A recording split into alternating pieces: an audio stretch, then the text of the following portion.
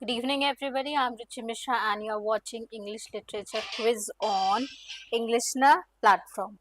So, the name of the series is The Times of Shakespeare, and we are discussing quiz on Great Tragedies by William Shakespeare.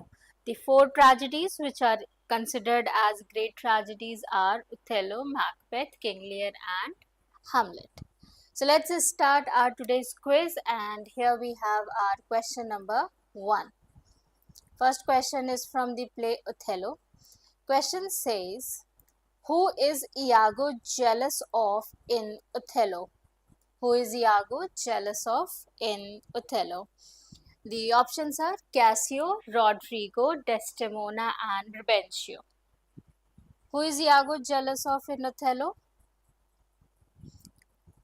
The right answer for question number 1 is Cassio. Iago is very disturbed because Othello has selected Cassio for the position, and Iago is quite jealous and disturbed because of this. Question number 2. Which of these quotes is spoken by Lady Macbeth? Option A. Give sorrow words, the grief that does not speak. Fair is foul and foul is fair. Option C. Double, double, toil and trouble. Out, damned spot, out I say. So question number 2, we are focusing on quotes, and here you have to select the correct quote said by Lady Macbeth. So question number 2. Yes, correct answers. Good evening, everybody. Please comment your correct answers. So here the right answer is option number D. Out, damned spot, out I say. Question number 3. When was Othello first performed? When was Othello first performed?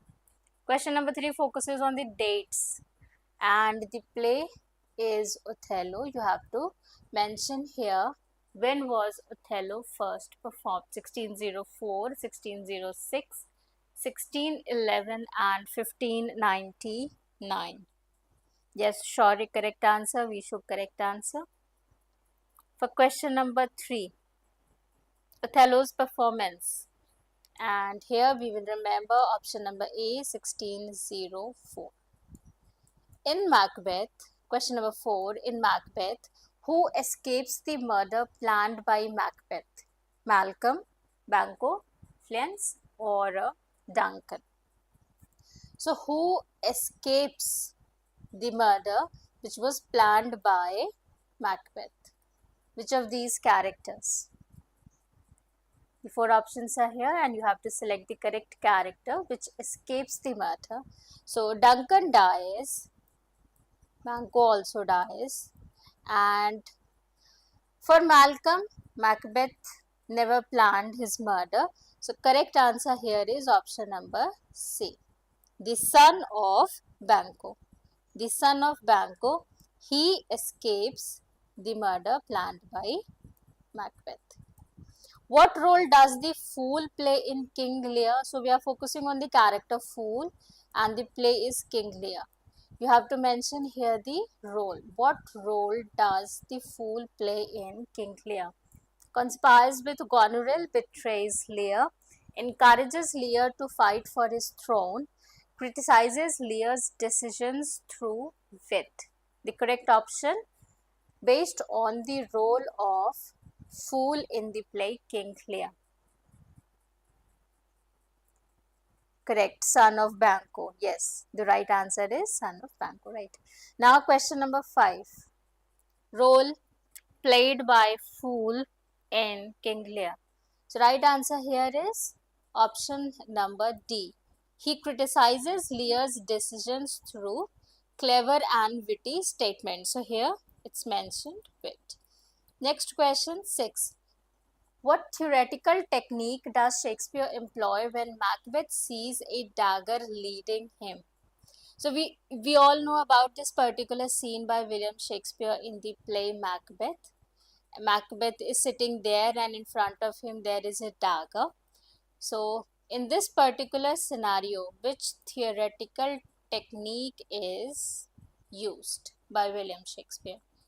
ellipsis, anadiplosis, symbolism, deus ex machina. You have to select the correct option for the theoretical technique or the technique, whatever way you understand. Okay, correct answer. Here we have symbolism. So this dagger symbolizes Macbeth's guilt or the foreshadowing of killing of Duncan. So symbolism is the correct answer for question number 6. Total 40 multiple choice questions are there, and we are at question number 7. Who says, "Oh, beware, my lord of jealousy, it is the green eyed monster"? So let's remember the quote as well. And your question focuses on who says this line. "Oh, beware, my lord of jealousy, it is the green eyed monster." So jealousy is termed as green eyed monster. Who says this? Desdemona, Iago, Othello, or Emilia? Desdemona, Iago, Othello, or Emilia?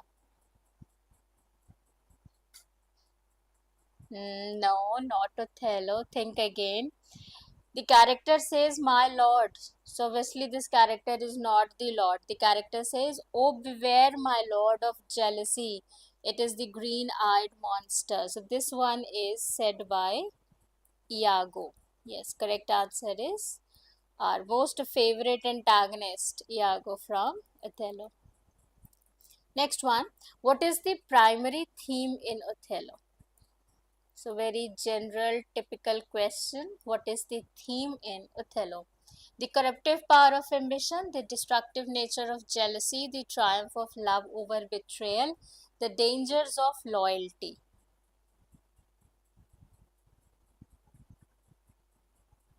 Correct answers. Yes, Iago. What is the primary theme in Othello? Ambition, jealousy, betrayal, loyalty. The dangers of loyalty, the triumph of love over betrayal, the destructive nature of jealousy, the corruptive power of ambition. So, question number 8, right answer is obviously jealousy, the destructive nature of jealousy. Please remember this. Very important concept or theme used in Othello. Question number 9, what prophecy is given to Macbeth by the witches? So there are three statements, and based on the three statements said by weird sisters or witches in the play Macbeth, you have to select the correct option here. The question focuses on prophecy. He will become a tyrant, he will become king of Scotland, he will never succeed, his children will inherit the throne. So no, Macbeth's children will not inherit the throne. Whose children will inherit the throne? Banquo's. So D is obviously not correct. Now among A, B and C, correct one. Tyrant, king of Scotland, and he will never succeed. Yes, right answer is option number B. Can anybody comment all the three statements by witches? Please comment the three statements by witches said to Macbeth. Question 10. In King Lear, who declares, "How sharper than a serpent's tooth it is to have a thankless child"? So somebody is very angry about the statements said by one of the child, and he says, "How sharper than a serpent's tooth." So serpent's tooth and more than serpent's tooth. It is to have a thankless child. Edgar Lear Gloucester Kent. Correct answer for question number 10. Who says this line? So 10B is the right answer. This is said by King Lear, focusing on how Cordelia didn't flatter him. So why does Lear disown Cordelia? What is the reason? Why does Lear disown Cordelia? She tries to overthrow him. Okay, I will be the next queen, or something like that happened in the play, or she betrays him for her husband, or she refuses to flatter him, or she conspires with her sisters. The correct option for question number 11. What happened in Lear? Because of that, King Lear disowns Cordelia. She refuses to flatter him. She said, I love you as much as the bond of a father and a daughter, no more, no less. Question number 12. How does Hamlet ensure Claudius is guilty of murder? So the ghost said to Prince Hamlet that Claudius poured poison in one of his ears, and because of that, he lost his life and everything. But Hamlet still wants this to be like 100% sure that Claudius is the one who killed my father, King Hamlet. So, how does Hamlet ensures this? How does Hamlet ensure Claudius is guilty of murder? By spying on him through Ophelia's testimony, by staging a play replicating the murder, or through Horatio's account. Correct option chosen by Hamlet to ensure that Claudius is definitely the person who killed King Hamlet. Yes, by staging a play replicating the murder. Can anybody uh, comment the name of the play? What was the name of the play? Which tragedy was written immediately after Macbeth? So, a bit difficult question. We are focusing on dates. Which tragedy was written immediately after Macbeth? King Lear, Hamlet, Othello, Antony, and Cleopatra. Question number 13. Which tragedy was written immediately? And the correct answer here is Antony and Cleopatra. Yes, mouse one, correct. Who says, a very popular one, who says, to be or not to be, that is the question. And this person here is contemplating, like thinking between what should be the next step, whether he should live or go for suicide. So, between life and death, what he should choose. To be or not to be, that is the question. Claudius, Hamlet, Ophelia, or Horatio. For question number 14. Yes, Hamlet. Perfect answer. Option number B. Can anybody comment the act and the scene where this particular soliloquy occurred in the play? The act and the scene where Hamlet said to be or not to be, that is the question. Which tragedy prominently features dramatic irony? So here we are focusing on one of the literary devices Shakespeare used in almost all of his plays. So you have to mention in which particular tragedy there is use of dramatic irony in larger amount. Obviously, we will find dramatic irony in most of the William Shakespeare's plays. The prominent use. It's Macbeth or King Lear or Othello or Hamlet. For question number 15. So right answers by Shaw, Vishu, Ruchi, English study. Correct answers. For 15, we are saying Macbeth. Dramatic irony is when characters are not knowing certain things which are like happening on the stage. However, the audience or the readers, they know about it in detail. So out of these four, where you will find there is this constant hidden thing which one of the main characters is not knowing. However, you, me, us, the audience, we know about it, or the reader, we know about it. So I'll go with Othello, because in Othello, Iago has planned this thing that uh, I'll give Othello trouble by ensuring that he believes that Desdemona is the one who is unfaithful towards him. So I believe the dramatic irony thing is more prominent in Othello. Which literary device is most present in the witch's speech in Macbeth? The statement is fair is foul and foul is fair.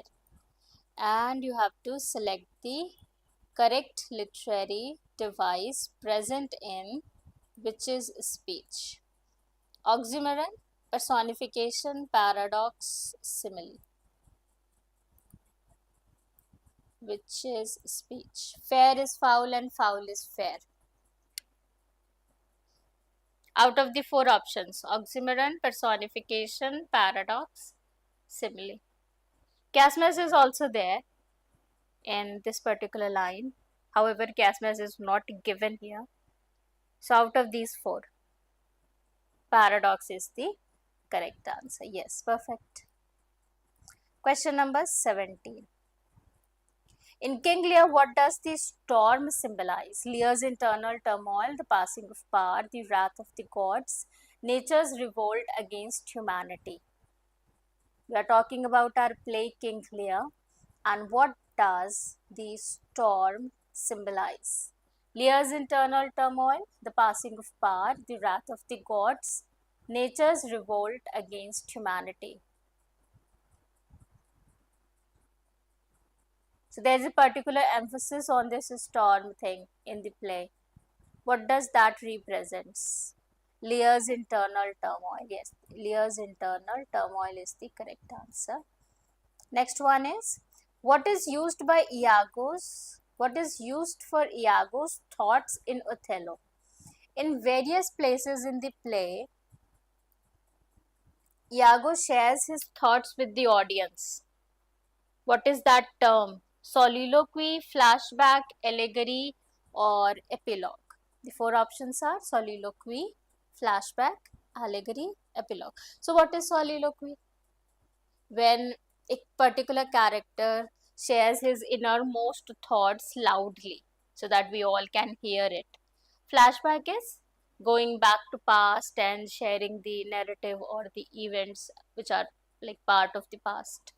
Allegory is a story within the story, so there is some internal hidden message, and usually abstract things are made up as characters. And epilogue is a particular section added at the very end of the play. So what is used for Iago's thoughts? Right answer is option number A, soliloquy. Yes, correct answer. Now we have our next question, 19. What structural technique does Shakespeare use in King Lear when switching between plots of Lear and Gloucester? Parallel narrative, unifying theme, cyclical storytelling, monologue sequence. So what happened in this particular play? In King Lear, there is a story of Lear and his three daughters, and there is this story of Gloucester and his two sons. And frequently Shakespeare is switching from Lear's story to Gloucester's story. What is this known as? Parallel narrative, unifying theme, cyclical storytelling, or monologue sequence? This is parallel narrative. Both these stories, they are moving side by side. So few things we are learning from Lear's story, then from Gloucester's story. What device does Shakespeare employ in Hamlet's alas poor Yorick scene?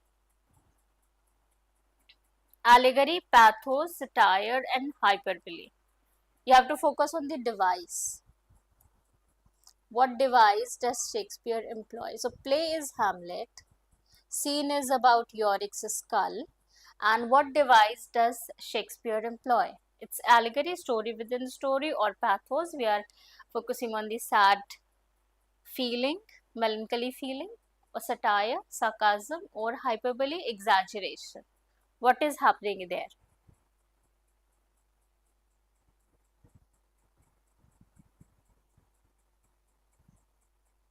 Yes, pathos is the correct answer. We should.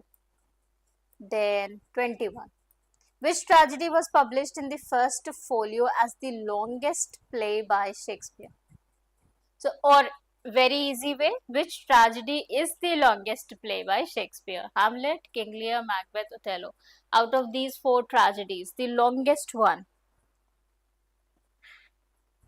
In this particular one, you will find pages and pages of soliloquies by any character. Very, very long dialogues, very long dialogues. Yes, Hamlet. Hamlet is the Correct answer. It's very lengthy and very difficult to read the original text. So, question number 22. The character is Amelia.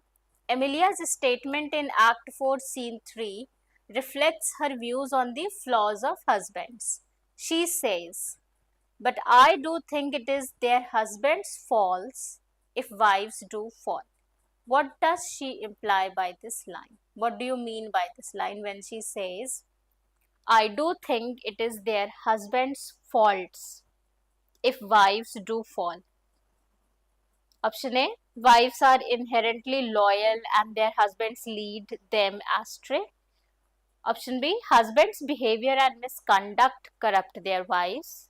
C, wives should be held accountable for their husband's flaws. And option D, marriage is fundamentally flawed and should be avoided. So option D says marriage should be avoided. Option C says that it's all about husband's flaws. B says because of husband's behavior all this happens, and A says wives are loyal. Which one? But I do think it is their husband's faults if wives do fall. We are talking about question number 22. So right answer for 22. Yes. Husbands' behavior and misconduct corrupt their wives. Who laments, "I am bound upon a wheel of fire"? So this wheel of fire thing represents hell. Wheel of fire represents hell, generally used for hell. So who laments this? "I am bound upon a wheel of fire"? Lear, Gloucester, Edgar, Kent. Who says this line? Okay, quick question. Emilia was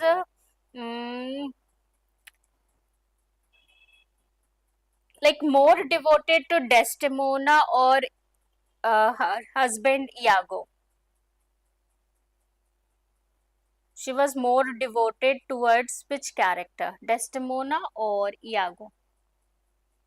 So who laments this? This is by King Lear. King Lear says, "I am bound upon a wheel of fire." In Macbeth, who is Macbeth's closest ally at the start of the play? Okay, we are talking about very beginning. Macbeth's buddy, Duncan, Ross, Macduff, or Banquo?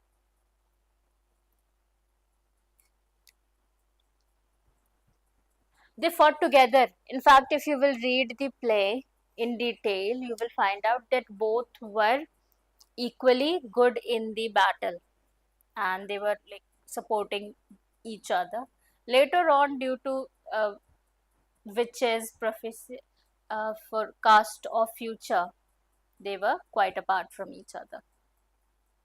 So, who is this person? This is option number D, Banquo. What is Edmund's main motivation in King Lear?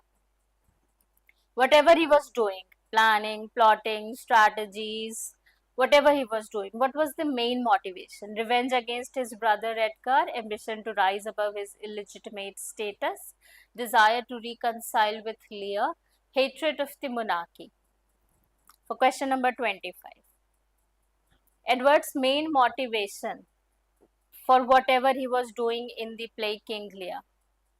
He was like determined to get revenge against his brother, or he wanted to get rid of his illegitimate status, and like he wanted to be the rightful heir, and desire to reconcile with King Lear, or he was hating monarchy. For question number 25, right answer is option number B. He was more disturbed because of his illegitimate status. He wanted himself to be the rightful owner of the title or the property, whatever it is. What is the result of Iago's manipulation in Othello? So here we have our play Othello and we are focusing on the character Iago. What is the result of Iago's manipulation in Othello? Othello discovers the truth. Othello kills Desdemona. Desdemona accuses Iago. Othello leaves Venice. So Iago is like manipulative from the very beginning. Even if you remember, there is one character who loves Desdemona, and Iago is trying to get finances from that particular character by promising that one day you will definitely get Desdemona. Anybody who can comment the character who was in love with Desdemona and used by Iago? So here for question number 26, right answer is option B, Othello kills Desdemona. Yes, correct answer. Ruchi, English, sure, correct answer. Desdemona declares, nobody, I myself, farewell, commend me to my kind lord. What does it signify? So this is a statement by Desdemona, and she says, nobody, I myself, farewell, commend me to my kind lord. What does this signify? Desdemona forgives Othello and absolves him of blame. Desdemona regrets marrying Othello, Emilia of betrayal. Desdemona wishes to expose Iago's acts. So, question number 27. Right answer is option number A. Desdemona forgives Othello. Yes. She is like, nobody is responsible for my death and nobody should blame Othello for whatever he is doing. Question number 28. What does Lady Macbeth invoke in her soliloquy? So there is a particular soliloquy when she receives the letter from Macbeth and she's knowing all about it and she's also planning things. So there is this particular famous soliloquy by Lady Macbeth. What does she invoke in her speech? The spirits to fill her with cruelty, the witches to guarantee her power, the gods to save her soul, the throne to claim her destiny. Right answer for her soliloquy. Question number 28. Right answer is option number yes, A. She is asking the spirits to fill her with cruelty, to remove all feminine things from her and fill it with cruelty. What drives Lear to the point of madness? What made him mad? Question number 29 is focusing on that. So the play is King Lear, and what drives Lear to the point of madness? Goneril and Regan's betrayal, Fool's abandonment, Gloucester's disloyalty, Albany's accusations. For question number 29, you have to mention the correct option. What drives Lear to the point of madness? The sisters are responsible, or the fool, or the Gloucester, or the Albany? Who is responsible here? Okay. A, yes. The sisters' betrayal. Their answers were same and their behavior was also same. Okay. Question number 30. How does Hamlet kill Claudius in the final scene? So everybody read out the options and select the correct one. How does Hamlet kill Claudius in the final scene of Hamlet? Option number A, he only stabs him with a poisoned sword. Option B, he only forces him to drink poisoned wine. C, he stabs him with a poisoned sword and makes him drink poisoned wine. And D1, he uses neither a poisoned sword nor wine. So if you know what happened in detail, then you can select the correct option. A, only stabs. No. Think again. Both the things, yes. Poisoned sword first and then made him drink poisoned wine. So both the things happened, yes. Option number C is correct. This is the sword which Laertes was using and this is the wine which Gertrude drank earlier. So both the poisons. Now 31. Question number 31. Who says, put out the light and then put out the light? Put out the light and then put out the light. Desdemona, Othello, Iago, Brabantio.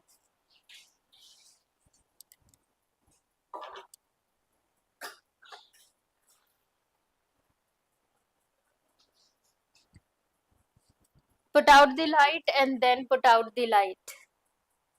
So for 31, right answer is Othello.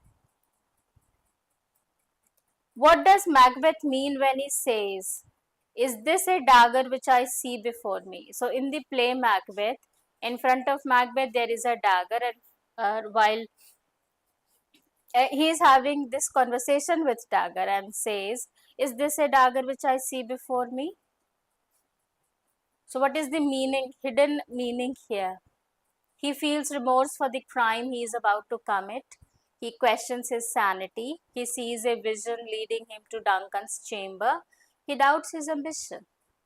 What happened here in question number 32?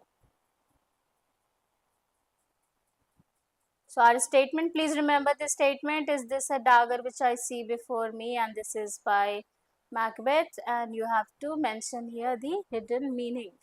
And it is, he sees a vision, yes, and this vision will later on will lead him to Duncan's chamber. It's almost like foreshadowing that he will kill Duncan later on. So 32, option number C. Total 40 questions are there and we are at question number 33. Who says, very simple question, very popular line. Who says, frailty, thy name is women? So Hamlet is the correct answer. Okay, I said it, so I'll mark it. Hamlet is very angry about uh, his mother's marriage to Claudius. He is like, why so soon? You should at least mourn for the father for right amount of time. Why you married Claudius so soon? And that's why this is statement for almost all the women. Frailty, thy name is women, that they are weak.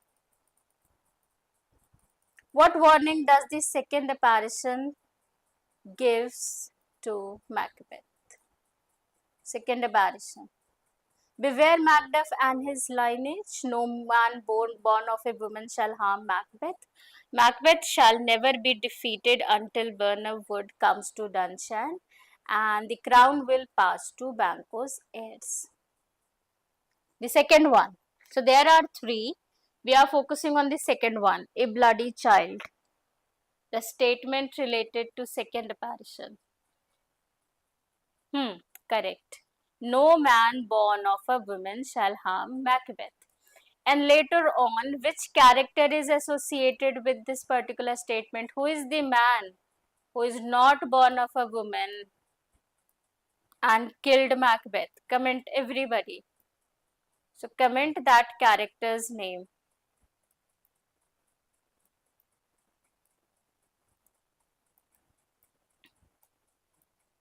The man who is not born of a woman and killed Macbeth. Which event was contemporary with the publication of Othello? A difficult question based on date. So something which happened almost side by side with the publication of Othello. I'll tell you the publication of Othello. It's in 1604. So event contemporary with the publication of Othello. The Gunpowder Plot of 1605, the Spanish Armada, the signing of the Treaty of London, the coronation of Charles I. Yes, Macduff is the correct answer for previous question. Correct everybody. Very good, right answers. Now 35. Okay, so I'll tell you the answer. The right answer here is the Gunpowder Plot of 1605. So they are 1 year apart. However, the other options are very far. So we will go with option number A.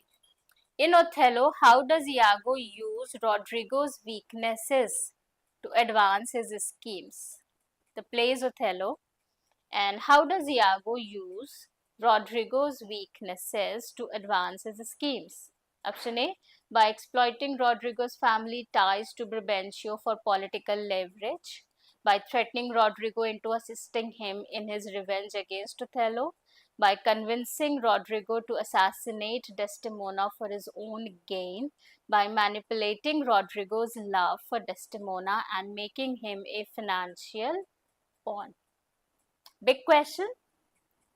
Think carefully and then your right answer. How Iago used Rodrigo. Anywhere Rodrigo's family is involved, or threatening Rodrigo, or assassination of Desdemona by Rodrigo, or manipulating Rodrigo's love for Desdemona.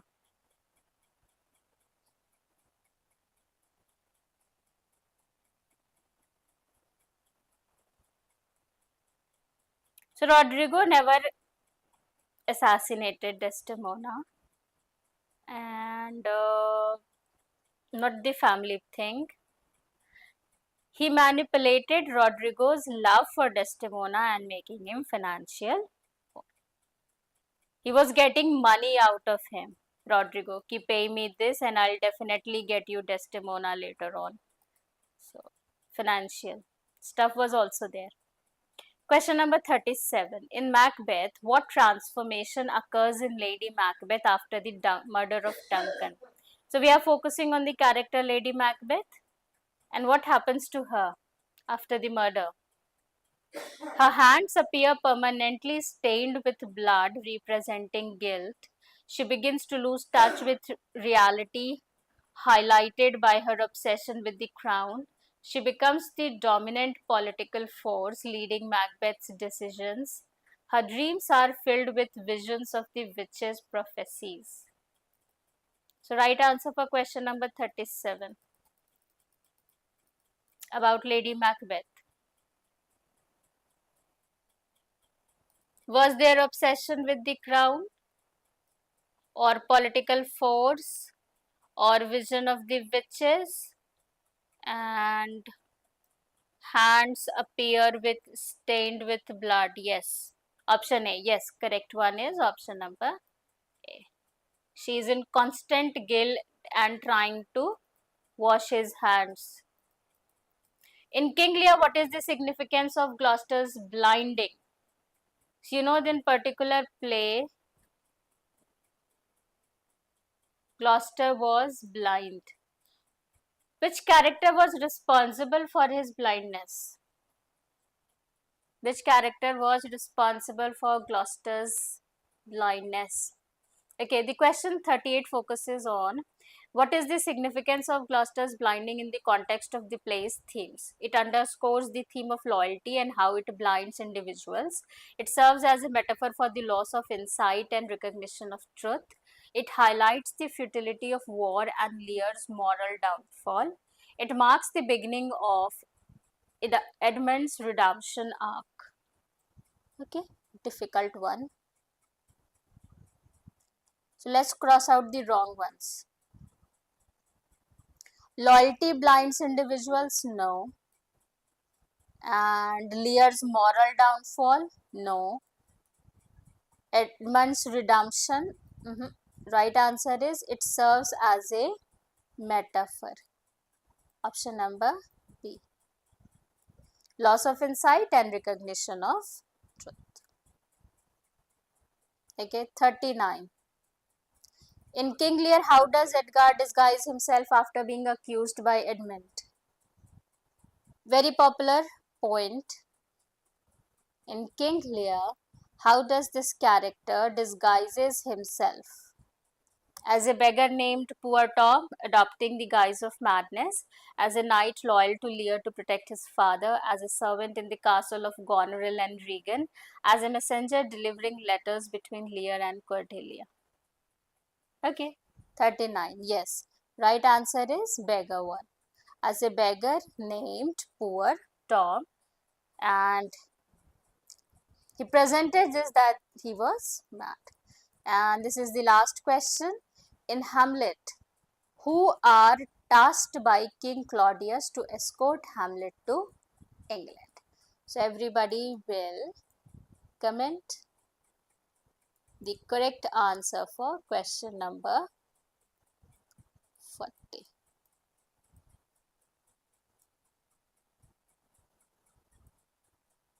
Horatio and Ophelia, Rosencrantz and Guildenstern, Polonius and Laertes, Fortinbras and Gertrude. So I'll wait for your comments, everybody. Please mention your scores, how much you scored out of 40, and from where you are watching this session. More such classes are available on EnglishNet app, so you can download for paid batches and free batches. And we'll see soon.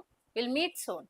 And solve more such questions based on William Shakespeare in this series, fully focusing on Shakespeare, which is the times of Shakespeare.